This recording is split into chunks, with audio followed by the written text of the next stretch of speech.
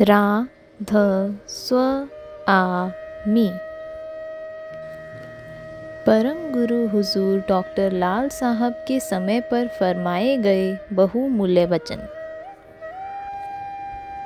हम सबको मालूम है कि सत्संग से जुड़े रहने के लिए 5 मेन फैक्टर्स हैं: सुमिरन, ध्यान, भजन, सेवा और सत्संग। इनको मैं कार्डिनल फैक्टर्स कहता हूँ। इसमें कोई शक नहीं है कि सुमिरन, ध्यान, भजन कंपैरेटिवली डिफ़िकल्ट हैं। डिफ़िकल्ट इस वजह से और हो गया है कि इस ज़माने में स्ट्रेस और स्ट्रेन है, एंजाइटीज़ हैं, वरीज़ हैं और तमाम तरह की डिफ़िकल्टीज़ हैं जो कि आप कंपैरेटिवली ईज़िली कर सकते हैं।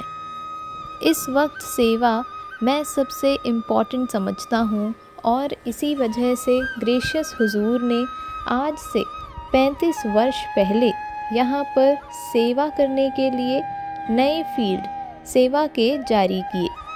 वो सेवा फॉर टाइम्स टू कम चलती रहेंगी ताकि इनसे लोगों को सेवा का मौका मिलता रहेगा और किसी को यह शिकायत नहीं हो सकती कि सेवा करने का मौका नहीं मिला।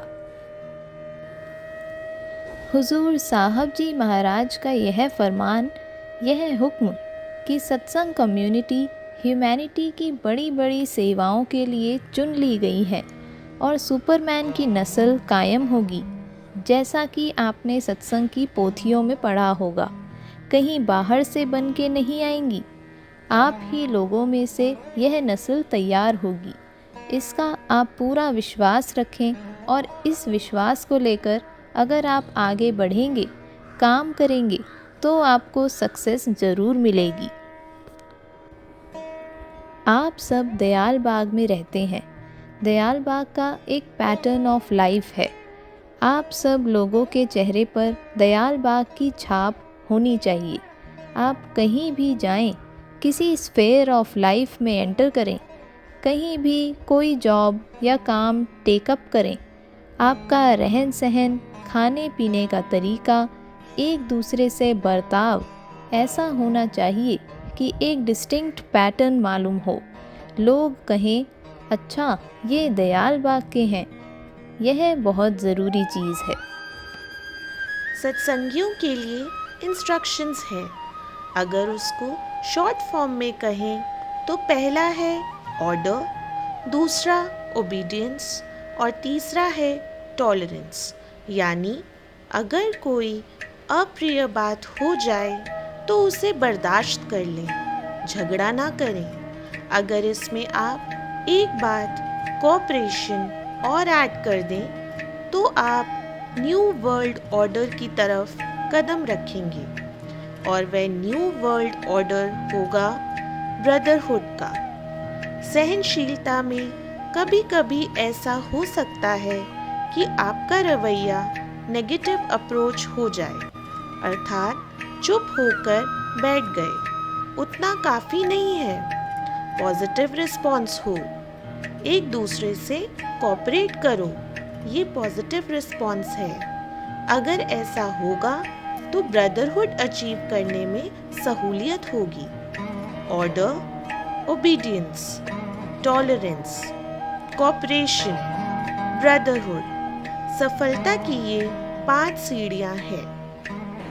खेतों में काम करने से खास फायदा यह भी है कि तीनों तरह की सेवाएं तन मन धन की सहज में अपने आप ही हो जाती हैं।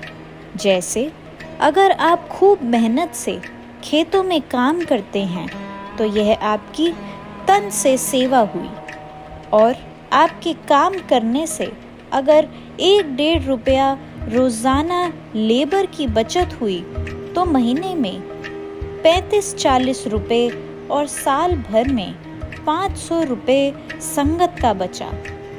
यह आपकी धन की सेवा हुई। और आप खेतों में खामोशी से काम करते हैं तो आपका सुमिरन ध्यान खूब बनेगा।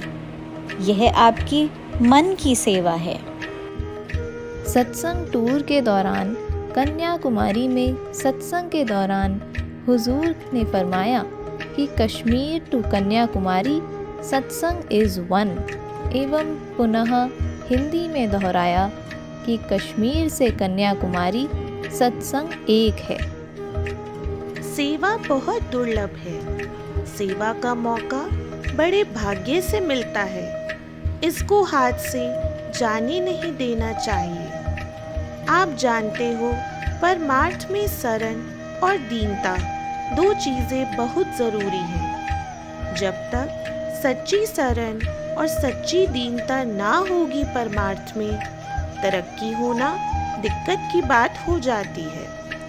और मैं यह अर्ज करना चाहता हूँ कि इस सच्ची शरण और दीनता पाने के लिए सेवा है सेल्फलेस, जिसमें अपना कोई इंटरेस्ट ना हो। ऐसी सेवा जो है यह मोस्ट इम्पॉर्टेंट और फर्स्ट स्टेप है। यह सीढ़ी है जिससे आप सच्ची शरण और दीनता पा सकेंगे और उसके बाद परमार्थ की तरफ आसानी से बढ़ सकेंगे। हमको अपनी रहनी गहनी के जरिए दूसरे और लोगों पर सत्संग का प्रभाव डालना चाहिए, कहकर नहीं। जैसा कि हुजूर साहब जी महाराज और हुजूर मेहता जी महाराज का हम लोगों को हुक्म है, यही आज्ञाएं हैं। अगर हम आपस में लड़ाई झगड़ा करेंगे, रल मिलकर सत्संग नहीं करेंगे, तो दूसरों पर क्या असर डालेंगे। कम से कम भंडारे के मौके पर यह प्रण करना चाहिए कि आगे हम सत्संगियों में एक दूसरे से आपस में मेल रखेंगे, आपस में प्रेम पूर्वक व्यवहार करेंगे, कोई झगड़ा नहीं करेंगे। किस बात के लिए झगड़ा करते हैं? इसका मतलब है कि सत्संग के उसूल को आपने समझा नहीं। आदमी झगड़ा दुनियावी चीज़ों के ऊपर करता है, जैसे आपको कोई चीज़ नहीं मिली, या आप कुछ करना चाहते हैं, अथवा कुछ अथॉरिटी चाहते हैं, या दूसरों पर हुक्म चलाना चाहते हैं। इन्हीं बातों पर झगड़ा होता है। यह जो सब चीज़ें हैं वह सत्संग के उसूलों से सत्संगियों के लिए बेकार हैं। लेकिन सत्संग इस चीज़ को बर्दाश्त नहीं करेगा कि सत्संगी बहुत दिनों तक इस तरह रहें। लोग कहते हैं कि हम कैसे काम करें, तमाम दिक्कतें और 50 बातें पेश करते हैं, प्रॉब्लम्स लाते हैं, सल्यूशंस नहीं लाते। हम सब तरह तरह की प्रॉब्लम्स पैदा कर सकते हैं। लोगों को तो चाहिए कि आपके पास जितनी भी बुद्धि है उसका ठीक व मुनासिब इस्तेमाल करके और सोच समझकर प्रॉब्लम्स का सल्यूशन लाएं। चाहे तो आप एग्रीकल्चर शुरू करिए, चाहे इंडस्ट्री शुरू करिए, चाहे दोनों शुरू करिए, जो चाहे सो करिए, मगर इस बात का ध्यान रखिएगा। और अगर इस बात में राधा स्वामी सत्संग सभा से कोई डायरेक्शंस आते हैं तो उनका ज़रूर ध्यान रखिएगा। सभा के ऑब्जेक्ट्स में एक यह है कि सत्संगियों को गाइड किया जाए, उनका कंडक्ट अच्छा हो, उनके डीलिंग्स अच्छे हों, तो उस हैसियत से कम सभा उन सत्संगियों को जो सोसाइटी फॉर्म करते हैं डायरेक्शंस दे सकती है। प्रॉफिट मोटिव नहीं हो, सेवा मोटिव हो। भूखे नहीं मरें, लेकिन इतना नहीं कमाएं कि हर वक्त गिनते रहें कि अब कितना हो गया, अब कितना हो गया। वचन नंबर 8। अगर सहयोग हो, संगठन हो तो सफलता अवश्य होगी। तो सहयोग, संगठन और सफलता, ये 3 स जो है वो आप याद रखें। दैनिक प्रार्थना के बारे में ग्रेशियस हुजूर के निर्देश।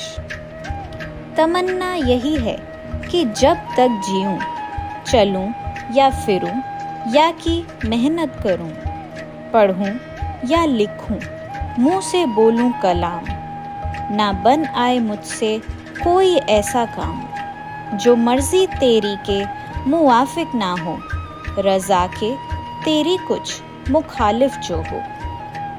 मेरी केवल एक इच्छा है कि मैं जब तक जीऊँ, चलूँ, फिरूँ, मेहनत करूँ, पढ़ूँ, लिखूँ या मुँह से कोई बात कहूँ तो मुझसे कोई ऐसा काम ना बन जाए जो आपकी मर्ज़ी के अनुकूल ना हो या जो आपकी प्रसन्नता के विरुद्ध हो।